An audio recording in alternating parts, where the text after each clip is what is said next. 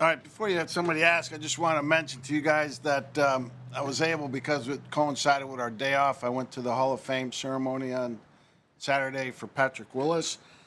And luckily, while I was there, I ran into Moro and congratulate him on his great honor. I think that officially puts him up there with the all-time greats of Philly, you know, like Sam, Bill Campbell, Harry Callis, and in a different form, Dave Zinkoff. When I mentioned that to a few guys here today, they showed their age and didn't even know who Zinkoff was. They're looking at me, Vic. I know. Maybe I'm showing my age, but who's first? You're going to be in the. You like to watch games from the booth, right? Not the sideline. What is it about that perch that you like rather than sideline? Well, number one, it's the best view. You know, and I can see what's happening, and I don't have to rely on other people telling me what's happening. And, you know, there's a reason they filmed the game from up there in a booth right or to the left of me. There's a reason the owners are at that same level. They could sit anywhere they want in the stadium. And it's the best view is number one, you know, because my most important job on game day is to call the game, and I need to have the best view. Okay, and I don't have to rely on others to give me a bunch of information. How about communication with players? It's fine.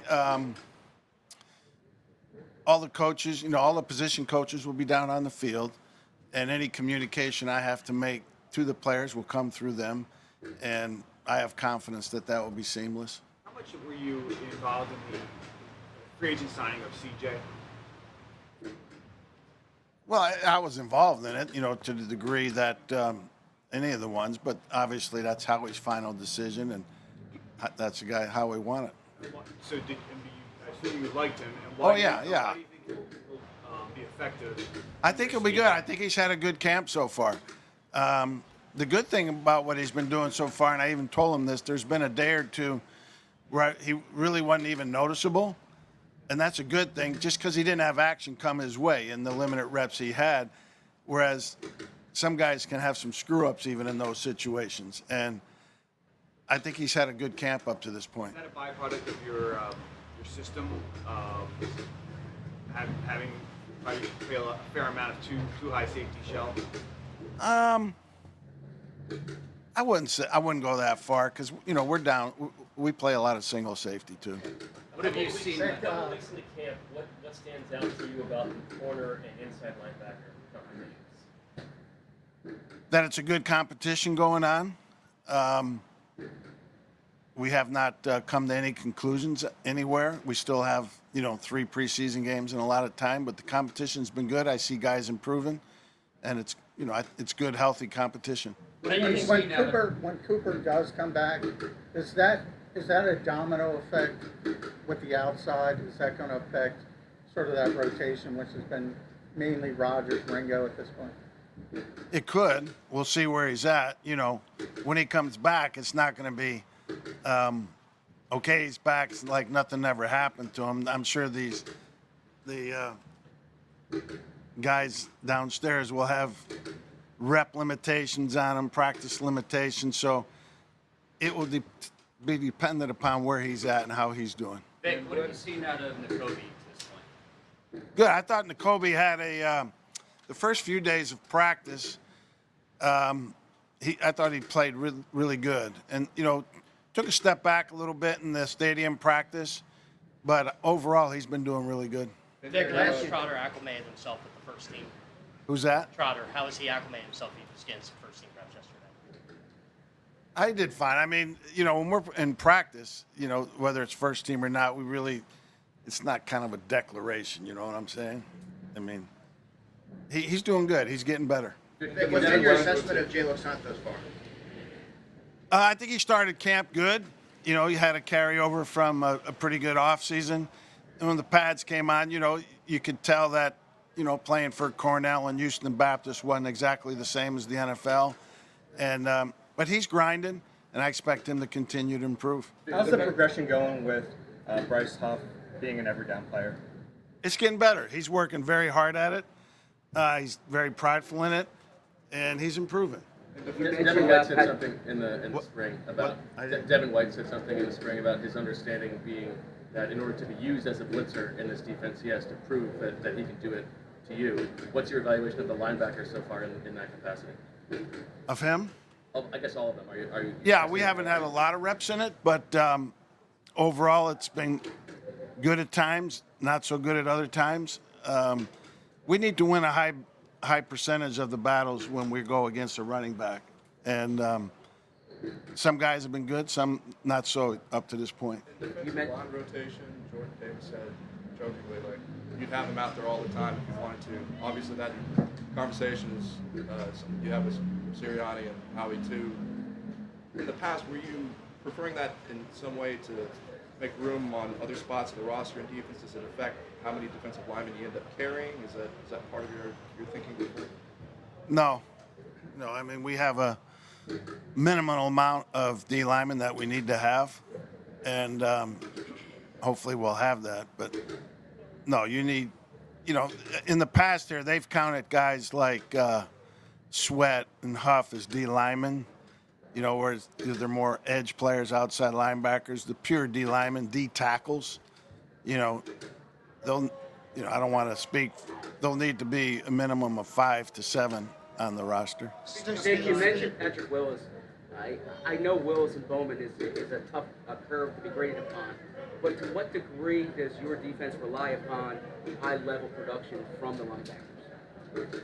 I think every defense in the NFL relies on high-level production from the ILBs, especially with the way the game's being played now. ILB used to be a position where you somewhat could overachieve and be a tough guy, because there was but when the fullback disappeared and he's been replaced by a third wideout or a second tight end that's a good receiver, the game's played in space more.